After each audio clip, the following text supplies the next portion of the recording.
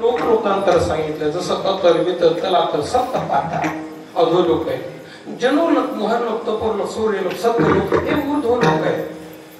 जग किती प्रकारचं असो, जगतामध्ये जीवाला दुःखाचा अनुभव आहे. कारण दुःख का होतं? जगतामध्ये विषमता आहे. आणि जगतामध्ये विषमता का? कारण जगाची उत्पत्तीच 3 गुणात आहे, सत्वगुण, रजगुण आणि तमोगुण. या 3 गुणातून प्रत्येक मनुष्य कर्म करतो. कर्मातून पाप पुण्याच्या सुख दुःखाच्या प्रक्रिया जीवनामध्ये येतात. विठ्ठला विठ्ठला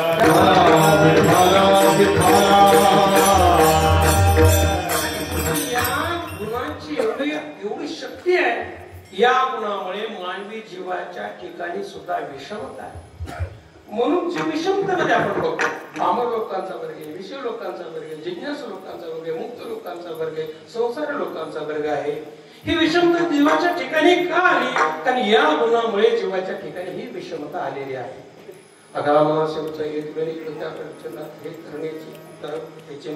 हे पामर लोकांचा, साधक लोकांचा वर्ग आहे. संसारी लोक पापे करतो, पुण्य करतो, ते संसारी लोकांचा. मुक्त लोक आहे ते पाप पुण्याच्या पलीकडे गेलेला वर्ग असतो, मुक्त लोकांचा वर्ग आहे. ही विषमता जीवाच्या ठिकाणी का? कारण या 3 गुणामुळे जीवाच्या ठिकाणीच विषमता. यात नवल काय? या 3 गुणामुळे भगवान परमात्म्याच्या ठिकाणी सुद्धा विषमता आली. विषमता आली.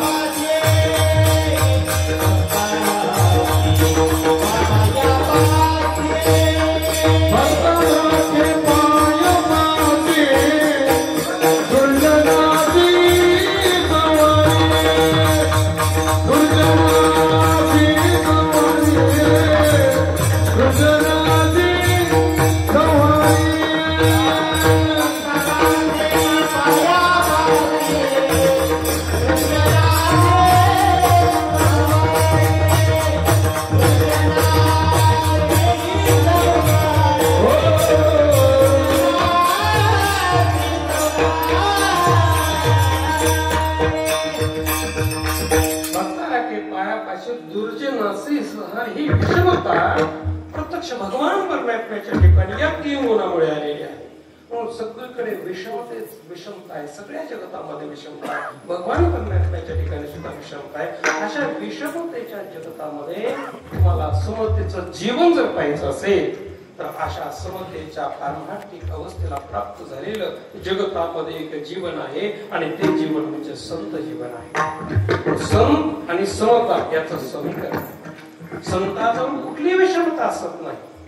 भक्ताला के पायापाशी दुर्जनासी उद्धरी ही समानता संताकडे. दया करणे जे पुत्राचे तेच दासा आणि दासी ही समानता संताकडे. आपल्याला व्यवहारामध्ये अनेक उदाहरणे देता येतील समतेची. सूर्यप्रकाशाच्या ठिकाणची जी समानता आहे, कोणी या सज्जन जरी आला तरी प्रकाश देतो आणि दुर्जन जरी आला तरी प्रकाश देतो. भेदभावच नाही. वृक्षाच्या सावलीच्या ठिकाणची जी समानता, ज्याने वृक्ष लावलं त्याला सावली देतो, ज्याने वृक्ष तोडला त्यालाही सावली देतो. भेदभाव नाही. पाण्याच्या ठिकाणची जी समानता आहे, कोणी या पशु पक्षींनी पाण्याचं काम तहान भागवणं, मनुष्य प्राणी जर पाण्याचे तहान भागवणं, भेदभावच नाही. असं भेदभाव विरहित जगतामध्ये झालेलं जीवन जे आहे ते संत जीवन आहे. आणि म्हणून अशा समानतेला प्राप्त झालेल्या संतांची संगती सहवास समागम घडावा अशी महाराज अभंगाच्या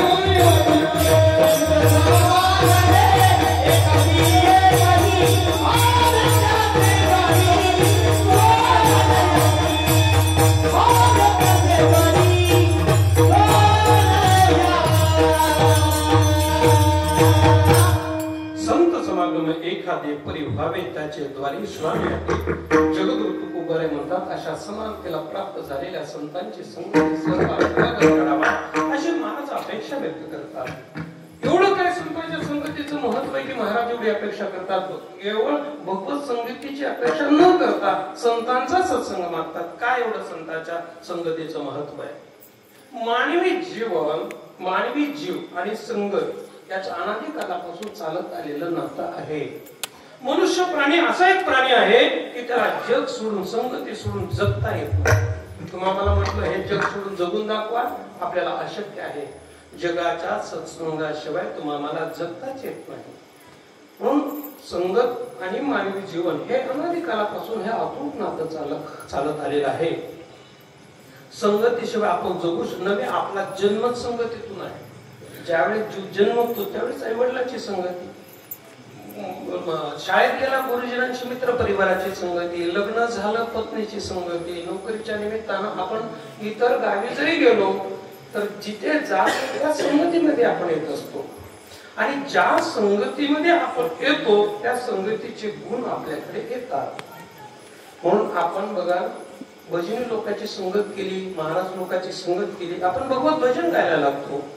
आपण दुष्ट लोकांची संगती केली, दुष्ट विचार तयार होतात. विषय लोकांची संगती केली, विषयाचा प्रत्यक्ष समन्वय होतो. म्हणून ज्या ज्या संगतीमध्ये आपण जातो त्याचे गुण आपल्याकडे येत असतात. म्हणून मराठीमध्ये म्हण आहे, एखादा लहान मूल जर बाहेर पडायला तरी आई वडील सांगतात बाबा चांगल्याची संगती कर. ढवळ्या शेजारी बांधला कवळा वान नाही पण गुण आला, हे व्यवहारातले मन प्रसिद्ध आहे. हो, एवढं संगतीला व्यवहारामध्ये जर महत्व असेल तर परमार्थ संगतीचा आहे.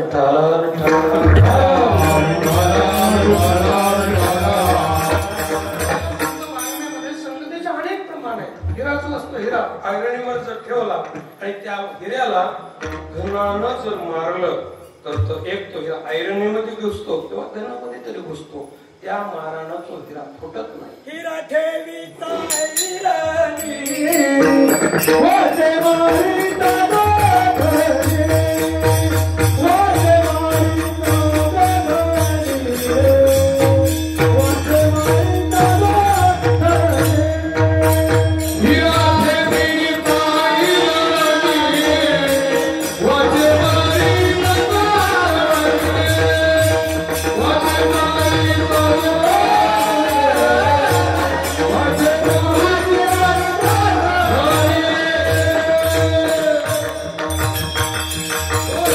घनाच्या मारानं फुटत नाही. त्या हिऱ्याला ढेकणाचा संग जर लाभला तर तो हिरा ढेकणाचा संग हिरा तो भंग, उसके नारीला साधू जाईचा, उसके नारीला साधू जाईचा. ढेकणाचा संग हिरा तो भंग, उसके नारीला साधू जाईचा, उसके नारीला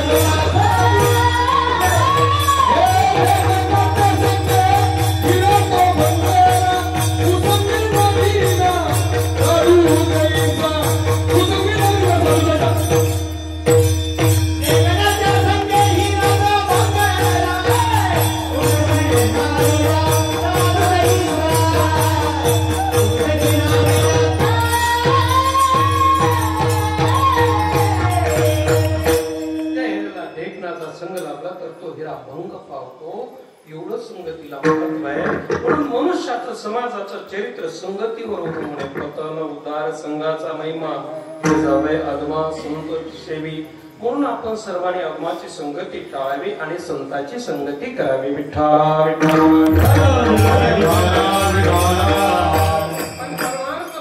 संतांच्या मानसिक संघात आपण केला पाहिजे. पण संतांचा मानसिक संघ, संतांच्या शारीरिक संघाचं महत्व आहे. पण संतांचा मानसिक संघ प्राप्त करायचा असेल तर तो शारीरिक संघाशिवाय प्राप्त होत नाही. कारण मनाने इंद्रियाच्या माध्यमाच्या द्वारे जे विषय भोगलेले असतात, जोपर्यंत विषयाचं चिंतन मनामध्ये आहे तोपर्यंत विकाररहित मनाची अवस्था होत नाही. आणि विकाररहित अंतःकरण मनाची अवस्था जर करायची असेल तर जगद्गुरु तुकोबर एका ठिकाणी म्हणतात, तुका म्हणे नाही निरशिला देह तो माया उभे संसार देहत्रयाचा निराश होण्यास अशी पारमार्थिक अवस्था प्राप्त होत नाही. आणि अशा पारमार्थिक अवस्थेला प्राप्त झालेली जगतामध्ये फक्त दोन व्यक्ती आहेत, एक देव आणि दुसरे संत. विठ्ठल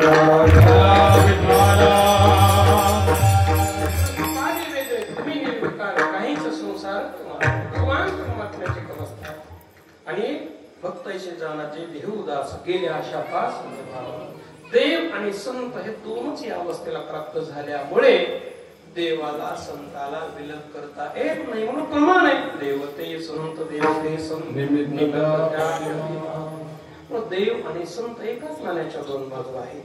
म्हणून ज्या संत महात्म्यांना प्रत्यक्ष भगवान परमात्म्याचा संग प्राप्त झाला, जगतामध्ये अनेक संघ आहेत, पण ज्या संतांना प्रत्यक्ष भगवान परमात्म्याचा संग प्राप्त झाला तो संत संघ सर्वश्रेष्ठ आहे. आणि या सर्वश्रेष्ठ संतांच्या सत्संगाची आज जगातल्या प्रत्येक मानवी जीवाला गरज आहे. संतांच्या सत्संगाशिवाय मानवी जीवाची अवस्था म्हणजे पाण्यातून मासा जर बाहेर फेकून दिला जशी तडफड आहे, तशी संतांच्या सत्संगाशिवाय मानवी जीवाची तडफड आहे. संतांचे संग लागले तरी आमची पडेली,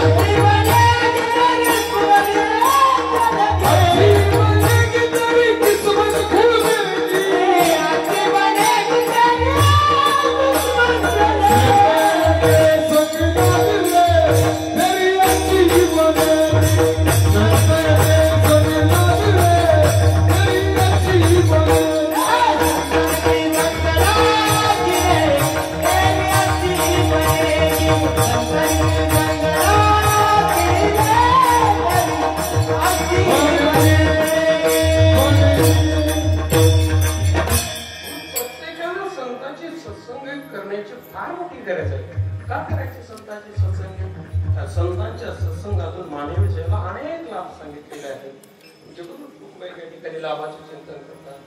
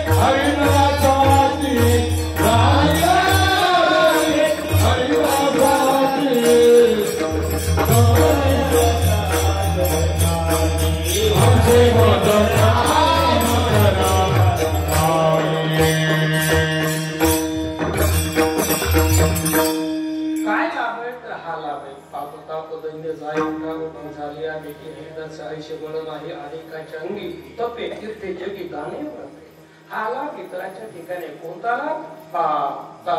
दैन्य त्याच्या निवृत्तीचं फळ आहे. तुम्ही म्हणाल महाराज पाप दैन्य जाण्यासाठी संतांच्या संगतीची काय गरज आहे? हो, गंगेमध्ये स्नान केलं तर पाप निर्मुक्त होतो. गंगेचा महिमा बरोबर आहे. आपण गेलो गंगेमध्ये स्नान केलो, एक मनुष्य आला गंगेमध्ये स्नान केला आणि जाऊ लागला आणि वाटेमध्ये पैसे दिसले, वासना जागी झाली, घेतले पैसे टाकल्या कशामध्ये. म्हणून जोपर्यंत पाप करायला लावणारी वासना शिल्लक आहे तोपर्यंत वरचेवर पाप घडत राहणार. पाप करायला लावणारी वासना जर नाहीशी करायची असेल तर गंगेच्या स्नान नाहीशी होत नाही. म्हणून संकल्पाच्या न जाता तीर्थाची ही बाब आहे. वरचेवर पाप जातात पण मुळाचे पाप जात नाही. म्हणून असे तीर्थ सुद्धा शुद्ध होण्यासाठी संतांची सत्संगाची अपेक्षा व्यक्त. एकदा गंगा माता ब्रह्मदेवाकडे गेले, सांगितले ब्रह्मदेवा सर्व जीव माझ्यामध्ये स्नान करतात, मी पापानं मलिन झाले, पाप मुक्त होण्याचा उपाय. ब्रह्मदेवाने सांगितलं गंगा माता काळजी करण्याचं कारण आहे जोपर्यंत या जगतामध्ये साधू आहे एक घडी आधी वे कोणी तुळशी संगत साधू ते संतांच्या केवळ अर्ध्या क्षणाची संगती जरी तुला प्राप्त झाली तरी कोट्यावधी अपराध नाही सोन्याची शक्ती संतांच्या केवळ अर्ध्या क्षणाच्या सत्संगामध्ये आहे.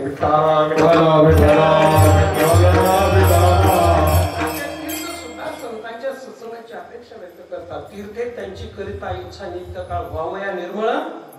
म्हणून संतांच्या सत्संगाची माहिती आहे.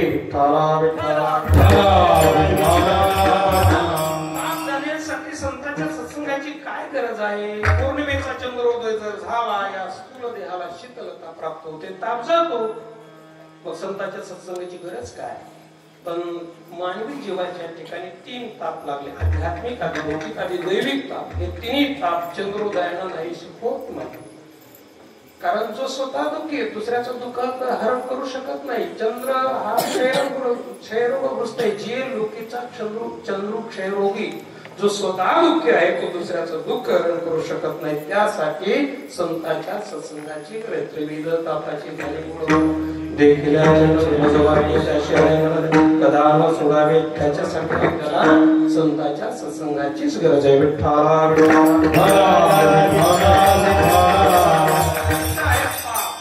दैन्य दैन्य घालवण्यासाठी संतांच्या संगतीची काय गरज आहे महाराज?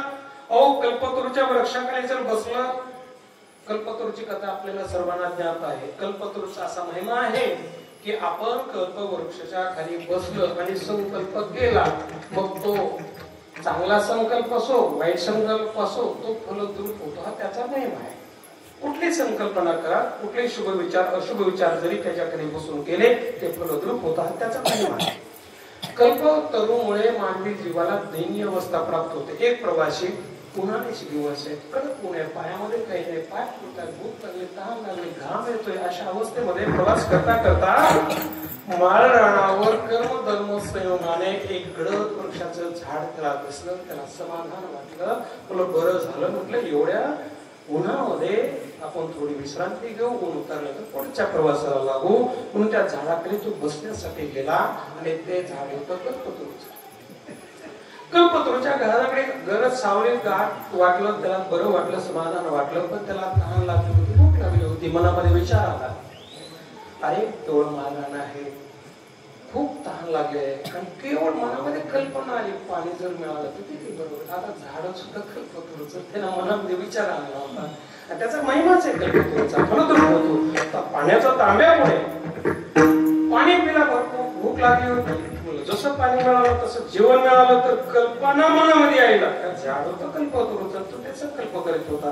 पंचपक्वान्नाचा ताट पुढे भरपूर जेवण आणि भरपूर जेवल्यानंतर झोप लागते. तशी आपल्याला सगळ्यांना इथं कोणी नाही झोपलं, झोप लागते तशी झोप लागली, त्याला झोप लागायली. पण झोपायचं कसं, मार्गाने नाही, खाई गोटे झोपायचं कसं. कल्पना मनामध्ये आली, गादीची सोयीच नाही, बसलाच होता कल्पतरूच्या वृक्षाखाली.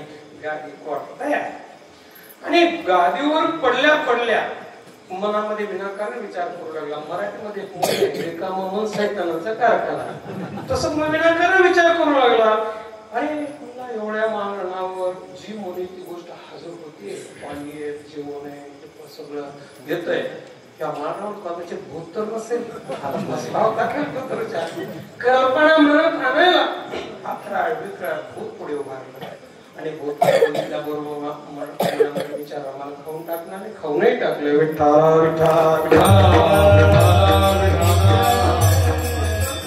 वृक्षाखाली बसल्यानंतर जीवाला दैनीय अवस्था प्राप्त होते. आणि हा जीव जर संतांच्या सत्संगामध्ये जर आला तर संत स्वतःच्या पदाची प्राप्ती करून देतात. म्हणून वारकरी संप्रदायामध्ये याच्या आधी बघा, जे शिष्य सद्गुरूकडे ते सद्गुरूरूप झाले. ज्ञानदेव म्हणे तरुलो तरुलो हातम धरलो. जगद्गुरु तुकोबाईंनी निळोबाच्या मस्तकावर हात ठेवला, निळोबाची समत्व अवस्था प्राप्त नाही वेळ काळ वेळ हे प्रयागी नाही काळ वेळ.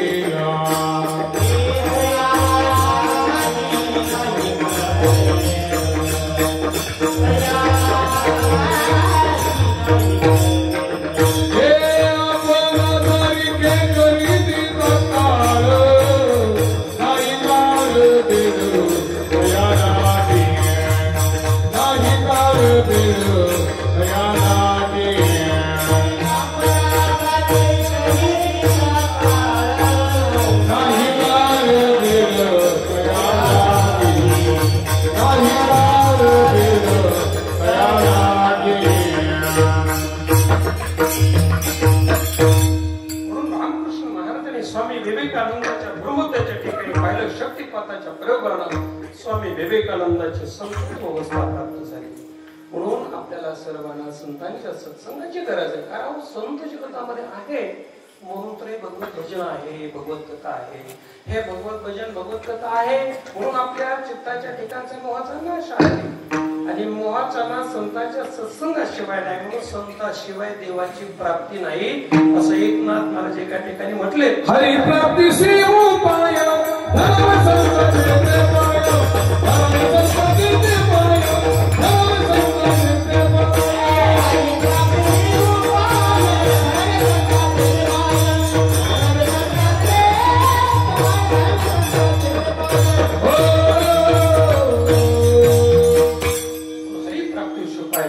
संत संताशिवाय प्राप्ती नाही. संत प्राप्त करणं एवढी सोपी गोष्ट आहे. जगतामध्ये 3 गोष्टीचं दुर्मिळत्व आहे. दुर्लभ मनुष्य देह दर्शनम तत्रापि दुर्लभ मन वैकुंठ प्रिय दर्शनम. एक तर तुम्हाला मानवी देह मिळणं दुर्लभ आहे, मिळाला तुम्हाला, त्यापेक्षा दुर्मिळ परमार्थाची इच्छा निर्माण होणं तुमच्या मनामध्ये निर्माण झाली. पण त्यापेक्षा दुर्मिळ ते त्याचं सातत्य टिकणं.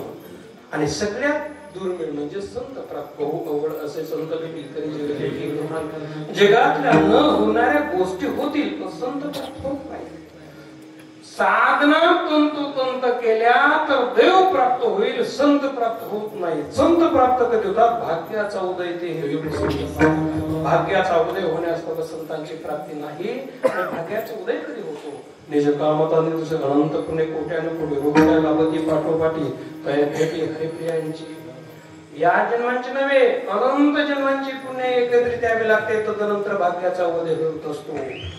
भाग्याचा उदय हे थोडी संत, त्यानंतर भाग्याचा उदय. एवढी दुर्मिळ संत प्राप्ती असल्यामुळे जगत ऋतुकोपर आहे. वेळोवेळी संतांचा सत्संग लागतात. देववस्य चित्ती त्याची घडावी. महाराज तर याच्या पुढे जाऊन म्हणतात सेवेनं उच्चिष्ट लोळ लेंगडी वैष्णवाची नाणी. एवढी ही भूमिका या का देतात? कारण जगत ऋतुकोपरायणा माहितीये चिनाची संगती जीवाची अधोगती. म्हणून प्रत्येकाने व्यवहारामध्ये मोठ्याची संगती करावी. विठ्ठला विठ्ठला. मोठेपणाचे दोन प्रकार आहेत. एक सापेक्ष मोठेपण, एक निरपेक्ष मोठेपण. सापेक्ष मोठेपण कशाला म्हणावं? उदाहरण, एका घरामध्ये 2-3 भाऊ आहेत आणि 2 नंबरच्या भावाला विचारलं, भाऊ घरामध्ये तुम्ही मोठे आहात का? तो म्हणतो हो.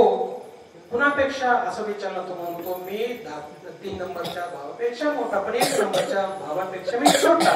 त्याला सापेक्ष मोठेपण म्हणतात.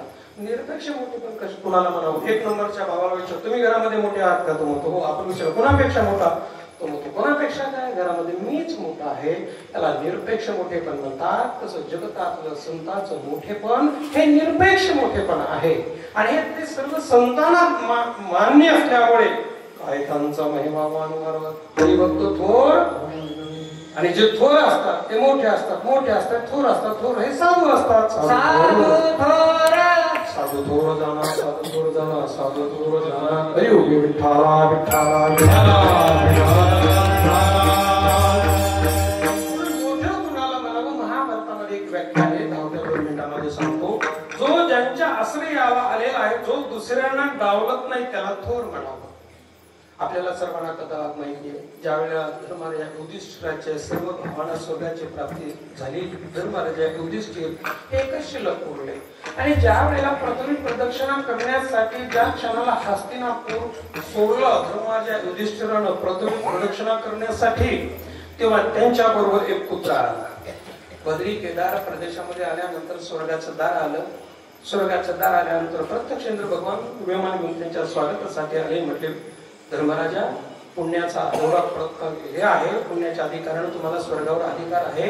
मी तुमच्या स्वागतासाठी विमान घेऊन आलेले, विमानामध्ये आपण बसा.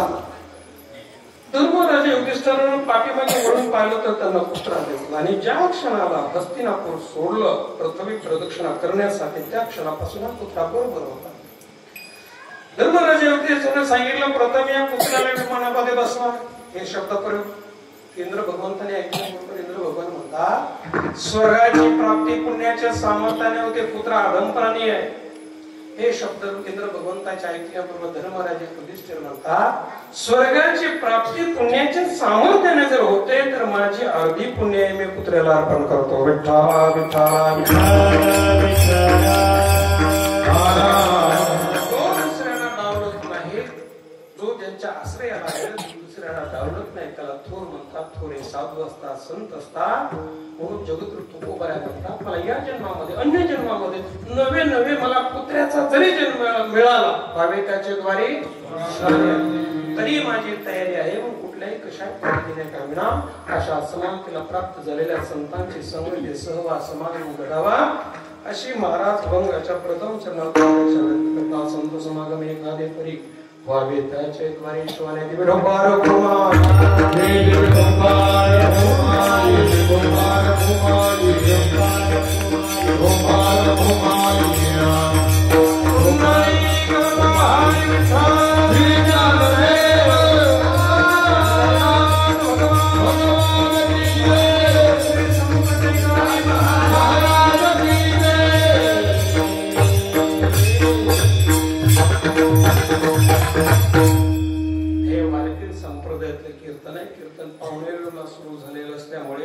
आता कीर्तनाची वेळा जवळपास आपले संपत आलेली आहे. 5-10 मिनिटांमध्ये उर्वरित भंगाचा 10वा भावार्थ करून मी वेळेत कीर्तन संपवणार आहे. विठ्ठला विठ्ठला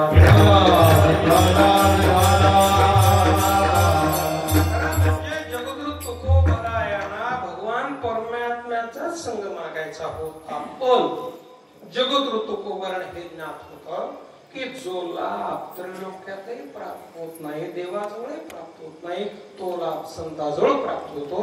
आणि तो लाभ कोणता? अभंगाचं दुसरं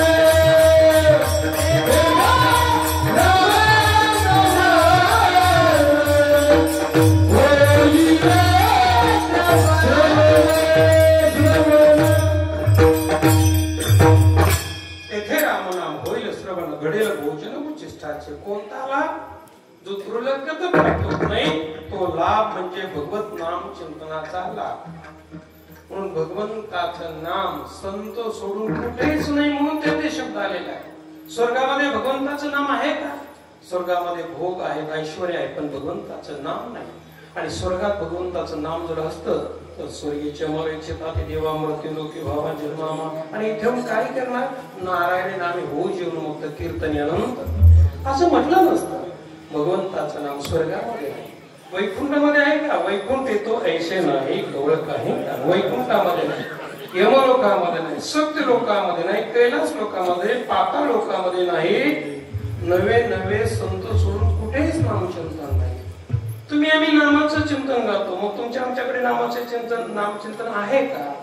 आपण नामाचं चिंतन घातो, पण आपल्या नामचिंतनातून आपलं स्वतःच दुःख नाहीसं होत नाही. म्हणून तुमच्या आमच्या जवळ सुद्धा नामाचं चिंतन नाही. नामाचं चिंतन कुणाकडे आहे? नाम कुणाकडे आहे? तर ज्यांच्या नामचिंतनामुळे जगाचं दुःख नाही, जगाला सुखमय अशी अवस्था प्राप्त होते. असे जे कोणी भगवत भक्त आहेत त्यांच्याकडे भगवंताचं नाम चिंतन आहे. ऐसे माझी नाम गोष नाहीशी करते विश्वाचे दुःखे, अवघे जगची महासुखे तुम्ही तर भरडे. हा परिणाम ज्यांच्या भगवत नाम चिंतनातून आहे त्यांच्याकडे नामाचं चिंतन आहे. आणि ते असतात संत विठ्ठला विठ्ठला नाम अखंडपणे चालू असतो. सततम कीर्तयन्तो मामेतम गुरुडुरकः नमस्तस्य नाम भक्त नित्य उपासते. समाधान त्यांना आहे, सदा नामघोष करू हरिकथा त्याने सदा चिंता.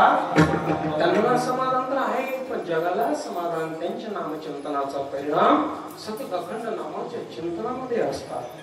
आणि अखंड नामाचं चिंतनामुळे त्यांचं जीवन तर नाममय झालेलं असतंच, पण त्याने ज्या वस्तूला स्पर्श करते त्या वस्तू नाम बोलायला लागतात.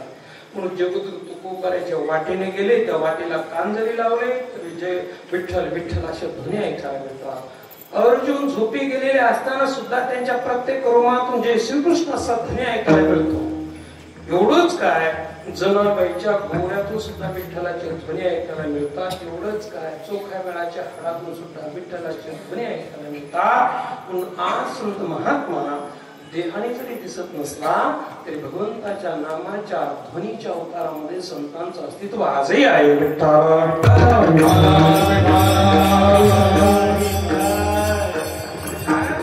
नामाचे ध्वनी असतात, त्या ध्वनीचा नाश होत नसतो, त्या प्रसन्न पावत असतात वैमसंयोगाच्या ध्वनी सभोवताकडे. म्हणून त्यांचं अखंड नामाचे आजही आहे. ध्वनीच्या अवतारामध्ये संतांचं अस्तित्व आजही आहे. म्हणूनच आपली वारकरी संप्रदायामध्ये संतांकडे जाण्याची परंपरा आहे, संतांच्या वारीला जाण्याची परंपरा आहे, तीर्थाला जाण्याची परंपरा आहे. त्यासाठीच आहे. एका अखंडपणे नामाचं चिंतन त्यांचं चालू असतो. आपण आनंद संसाराचे दुःख घेऊन गेलो, एखाद्या संत महात्म्यांचं समाधीचं दर्शन जर झालं आणि दर्शन झाल्याबरोबर तो दर्शनकार म्हणतो मला बरं वाटलं, मला समाधान वाटलं, मला सुख वाटलं. हे त्याच्या बाह्य प्रयत्नाचं सुख नाही, समाधान नाही, तर सुखाशी चढावा जयाचे नाही. संत महात्म्यांच्या अस्तित्वाचं ते सुख आहे. संत महात्म्यांच्या भगवत नामाच्या ध्वनीचं नामचिंतनाचं ते सुख आहे. म्हणून किती जरी आपण दुःखाचे विचार घेऊन गेलो तर समाधीचे अखंड नामाचे ध्वनीच्या चालत असतात. दुःखाचे विचार क्षणभर त्या दर्शनकाराचे भगवत नामाच्या सूक्ष्मपणे नाहीसे करतात. त्या दर्शनकाराला एक वृत्तशून्य अवस्था प्राप्त होते आणि वृत्तशून्य अवस्था प्राप्त झाल्यानंतर त्याच्या मुखातून बाहेर सहज शब्द करतात, मला साधूंच्या दर्शनामुळे समाधान वाटलं, मला सुख वाटलं. हे संत महात्म्यांच्या अस्तित्वाचे भगवत नाम चिंतनाचं ध्वनीच्या भगवत नामाच्या चिंतनाचं ते सुख आहे.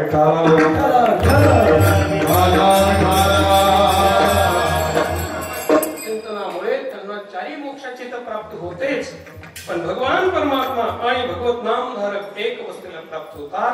त्याला परमात्माचे अद्वैत अवस्था प्राप्त म्हणतात. भगवत भक्त आणि देव याला आपल्याला विलग करता येत नाही. अद्वैत अवस्थेला प्राप्त झालेला हा भगवत भक्त असतो. परमात्माची सर्वश्रेष्ठ अवस्था म्हणतात याला. पण या सर्वश्रेष्ठ अवस्थेला तो साधक संत महात्मा थांबत नाही. जगत कल्याणासाठी देवाकडे विनंती करतो, नको ब्रह्मज्ञान आत्मस्थिती भाव, मी भक्त तू देव नाहीशी स्थिती कर. एवढी एक अवस्था प्राप्त झालेली असताना सुद्धा असे संत महात्मे जगाकडे असं मागतात. अशा अवस्थेला जे भगवत भक्त झालेले प्राप्त झालेले असतात आणि अशी अवस्था ज्या भगवत भक्ताची आहे त्याला मरणाचं भय नसतं. भय नाही, जन्म घेता मोक्ष सुद्धा म्हणू लागतं. तुका म्हणे कर स्वतः करून निकट सेवेची. आणि परत जगत कल्याणासाठी महात्मा जन्माला जरी आला तर या पराकोटीच्या अवस्था जो त्याला प्राप्त झालेला आनंद आहे त्याला क्षणभर सुद्धा त्या आनंदापासून तो परावर्त होत नाही. ही परमार्थातली सर्वश्रेष्ठ अवस्था आहे. याच अवस्थेला ज्ञानोत्तर भक्ती अवस्था म्हणतात. ज्ञानोत्तर भक्ती अवस्थेला प्राप्त झालेले जे महान साधक आहेत त्यांच्याकडे भगवत नाम चिंतन असतं. हे जगद्गुरु तुकोबारांना ज्ञात असल्यामुळे जगद्गुरु तुकोबारा देवाचा संग न मागता सुद्धा संतांचा सत्संग लाभतात. का तर जो लाभ कुठेच नाही तो संतांच्या सत्संगातून प्राप्त होतो. आणि कोणता त्या भगवत नाम चिंतनाचा लाभ.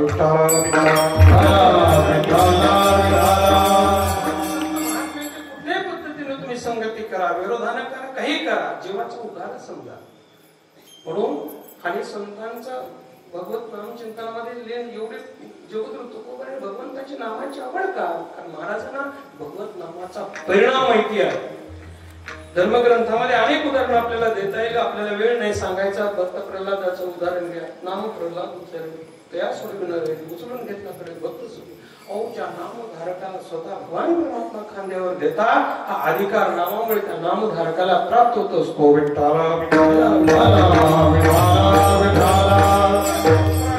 कार्याला कोणी दोष झाली होईल रावणाने पुराणात प्रसिद्ध बोलिले वाल्मिक नानकीन लोक उदाहरण भगवंताच्या नामाला होतात. नामधारकाचा कोण होतोय आता बरं काय गगनमुनी महाराज हे जगद्गुरु तुकोबारांना माहित होतं. असं सर्वश्रेष्ठ नाम संत महात्म्यांच्या मुखातून झालं ते जर मला विचार करायला घडेल भोजन. म्हणून याच्यासाठी मला सेवकाचा सेवक जरी व्हावं लागलं तरी महाराज म्हणतात माझी तयारी कामारी बटीक सेवेचा सेवक दिनपणे रंग देते घरी विठ्ठला कामारी असतात बटीक नसतात. जर बटीक असतात तर कामारी नसतात. जरी एखाद्या नोकराला काम करायचं जरी असलं, काम जरी त्याने केलं तरी ते मालकाला आवडेलच असं सांगता येत नाही. पण जे नोकरानं काम केलं ते मालकाला आवडलं पाहिजे. त्याला पटीक म्हटलेलं आहे. कामारी पटीक सेवेचा सेवक. जो मनुष्य दुसऱ्याची सेवा करतो त्याला पराधीनता असते, त्याला स्वातंत्र्य नसतं, तो दुसऱ्याच्या अधीन असतो. आणि जो दुसऱ्याच्या अधीन असतो त्याला हसणं तर सोडा, रडता सुद्धा येत नाही. मग अशा सेवकपणाची वृत्ती महाराज का स्वीकारतात? तर त्याचं कारण असं आहे, संसाराची सेवा जेव्हा केली जीव बंधनामध्ये येतो, संतांची सेवा केली जीव संसार बंध निर्मुक्त होतो. विठ्ठला विठ्ठला विठ्ठला विठ्ठला. महाराज म्हणतात मला असा लाभासाठी मला सेवकाचा सेवक जरी व्हावं लागलं तरी माझी तयारी आहे. पण दिनपणे रंगते ते भले तिथं कसं गेलं पाहिजे? दिनपणानं रंगपणानं गेलं पाहिजे. अधिकारवाणीने संतांकडे जाऊ नये म्हणून संतांना स्वीकारायची पद्धती भगवद्गीता सांगते. जसं भगवान गोपाल कृष्णाला अर्जुनाने गुरु म्हणून स्वीकारलं तसं आपण स्वीकारलं पाहिजे. आणि तिथं गेल्यानंतर त्याची आचारसंहिता सुद्धा भगवद्गीतेमध्ये सांगितली. तद्विधी परिपातेन परिप्रश्नेन सेवया उपदेक्षन्ते ज्ञानेन सत्प्रदर्शित करो मने जीवे चरणाचे लागावे आणि अविरता करावे. ही आचारसंहिता आहे. म्हणून अधिकारवाणीने पूर्ण संतांकडे जाऊ नये. कुठल्याही धर्मपदाचा संत असो त्याचा काय वाचन मनात उपमत होता कामा नाही. देवाने दिलेला शाप संत उत्तीर्ण करू शकतात, पण संतांनी दिलेल्या शापामध्ये देवाला सुद्धा भोगावा लागतो. महाभारतामध्ये सांगाचा कथा आपल्या डोळ्यासमोर आणा. आपल्याला वेळ नसल्यामुळे सांगणार नाही, आपला वेळ घेणार नाही. तेव्हा कसं संतांना शिकायला दिनपणे रंगपणे ते बरे. पण महाराज मगापासून सांगता संतांचा सत्संग करा, संतांचा सत्संग करता. आम्हाला गरज आहे सुखाची, तुम्ही सांगता संतांचा सत्संग करा. मग ते तुकोबाराय म्हणतात तुम्हाला गरज आहे ना सुखाची, ते सगळे सुख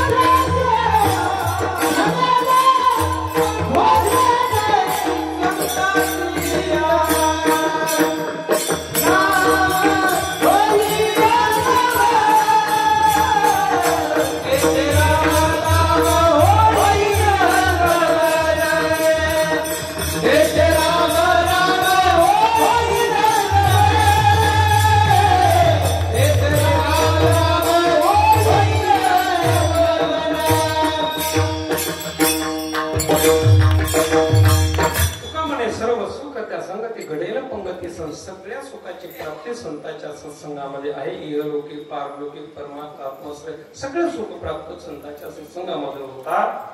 कारण संतांच्या सत्संगातून जे पुण्य निर्माण होतं तर सर्वश्रेष्ठ पुण्य असतं. परमार्थामध्ये इतर साधना आहे, पण पारमार्थिकेतर साधनेतून जे पुण्य निर्माण होतं त्यापेक्षा संतांच्या सत्संगातून सर्वश्रेष्ठ पुण्याची प्राप्ती होते. कथा आलेली आहे.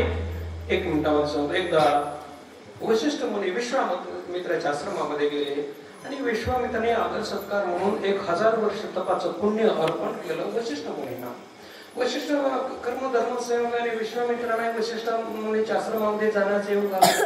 तेव्हा त्यांचा आदर सत्कार म्हणून वशिष्ठ मुनीने विश्वामित्राला संतांच्या आद्याक्षणाच्या संगतीचं पुण्य अर्पण केलं. विश्वामित्रांना राग आला, म्हणजे महाराज माझ्या आश्रमामध्ये तुम्ही आला, मी तुमचा आदर सत्कार म्हणून 1000 वर्ष तपाचं पुण्य मी अर्पण केलं. मी आज तुमच्या आश्रमामध्ये आणि माझं केवळ संतांच्या आद्याक्षणाच्या संगतीने मला पुण्य अर्पण करून माझा अपमान केला. तुम्ही रागावले. तुमचे वशिष्ठ महाराज बोलले रागवू नका, कुठलं पुण्य श्रेष्ठ आपण याचा न्याय निवडा करू. भगवान शिवजीकडे गेले, म्हणजे कुठलं पुण्य श्रेष्ठ आहे. भगवान शिवजीने विचार केला, म्हणले दोघं आधी करणे, एकाला निर्णय देवा, दुसऱ्याला शास्त्राला भोगावं लागेल, म्हणजे तुम्ही विष्णुदेवाकडे जा. विष्णुदेवाकडे त्यांनी तोच निर्णय घेतला, पण त्यांनी उपाय सांगितला. म्हणजे कुठलं पुण्य श्रेष्ठ हे तुम्हाला हवंय ना, पाताळ लोकांमध्ये शेष भगवान बसले, त्यांच्याकडे तुम्ही जा. शेष भगवानकडे आले, म्हणजे आम्हाला विष्णुदेवाने पण कुठलं पुण्य श्रेष्ठ आहे. 1000 वर्ष तपाचं पुण्य श्रेष्ठ, संतांच्या केवळ आरक्षणाच्या पुण्य श्रेष्ठ. शेष भगवान म्हणले, हे पहा माझ्या डोक्यावर पृथ्वीचा भार आहे, कोणाच्या तरी पुण्याईनं प्रथम हलका करा, आणि मी स्वस्थ झाले तर मी निर्णय देतो. आता विश्वामित्रांना झाले होते काही आगाई, विश्वामित्रांना झाली. वधूमध्ये माने घेतला आणि संकल्प सोडला. हे पृथ्वी माते तुला 1000 वर्ष तपाचं पुण्य अर्पण करतो. संकल्प सोडला, पृथ्वीनं जाळा सोडली नाही. वशिष्ठ मुनी पुढे आले, वधूमध्ये पाणी घेतलं, संकल्प सोडला. हे पृथ्वी माते संतांच्या केवळ आदर्शनाच्या सत्संगाचं मी तुला अर्पण करतो. संकल्प सोडला आणि पृथ्वीने जागा सोडली. तुमचे पुण्य निर्माण होतं, त्यापेक्षा सर्वश्रेष्ठ संतांच्या सत्संगाप्रमाणे म्हणतो. हे जगद्गुरु तुकोबरानाथ ज्ञात असल्यामुळे जगद्गुरु तुकोबरा म्हणतात, मला या जन्मामध्ये अन्य जन्मामध्ये नवीन नवीन मला कुत्र्याचा जरी जन्म मिळाला तरी तो संतांच्या द्वारात व्हावे, त्याच्या द्वारे श्वानी आली. कुठल्याही कशाच्या पद्धतीने अशा समानतेला प्राप्त झालेल्या संतांची संगती सहवास समागम घडावा अशी महाराज या अभंगाच्या द्वारे अपेक्षा व्यक्त. संत समागम एकादेकरी व्हावे, त्याच्या श्वानी आली. येथे राम नाव होईल श्रवण घडेल भोजन उचिष्टाचे ज्ञानेश्वर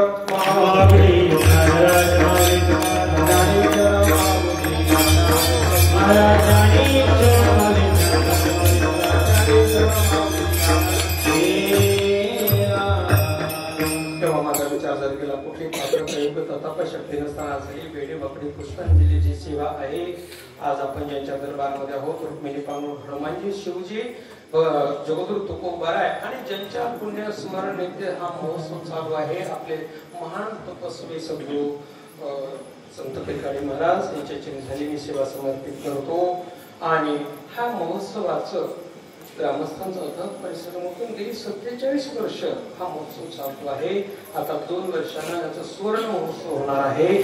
तरी महान तपस्वी पेकाडी महाराजांच्या मी चरणी राव हनुमानजी चरणी मी अशी विनंती करतो, आपल्या सर्वांच्या कृपाशीर्वादानं या सप्ताहाचा सुवर्ण महोत्सव साजरा हो, हिरक महोत्सव साजरा हो, अमृत महोत्सव साजरा हो, नवे शतकी महोत्सव साजरा होऊन या शतकी महोत्सवामध्ये आम्हाला सर्वांना आपल्या धर्म मंडपामध्ये बसण्याचं सौभाग्य प्राप्त होण्यासाठी प्रत्येकाला या परिसरातील कुमारापर्यंत सर्वांना दीर्घायुष्य ऐश्वर्य प्राप्त हो अशी अपेक्षा व्यक्त करतो. आणि जसं आपण उत्तरोत्तर वाढ होत आहे, त्याच्यामुळे पारमार्थिक वैभवामध्ये सुद्धा उत्तरोत्तर वाढ होत राहो. आणि आपल्या भौतिक परमार्थाच्या प्रगतीतून आपल्या सर्वांकडूनच थोर महान तपस्वी पेकाडी महाराज हनुमानजी हे सर्व आपल्याकडून जगाला समाधान लाभेल अशा अकढरणा महोत्सवाच्या साधना आपल्या जीवनामध्ये घडाव्या, की ज्या साधनेतून अनेक संत महात्म्यांच्या सत्संगाचा दर्शनाचा आशीर्वाद आपल्याला प्राप्त होईल. आणि हा महोत्सव साजरा होऊन या महोत्सवाच्या माध्यमाच्या द्वारे थोर संत पेकाडी महाराजांच्या या उत्सवाच्या द्वारे परमार्थाचा आशीर्वाद या परिसरातील सर्वांना प्राप्त होईल अशा अपेक्षा व्यक्त मनात संस्थांच्या वतीने मी उत्सव आपल्या सर्वांना मी हार्दिक शुभेच्छा देतो. आणि आपल्या सर्वांच्या शुभशीर्वाद मी माझ्या सेवेचे 2 शब्द या ठिकाणी सांगतो. जय विठ्ठल.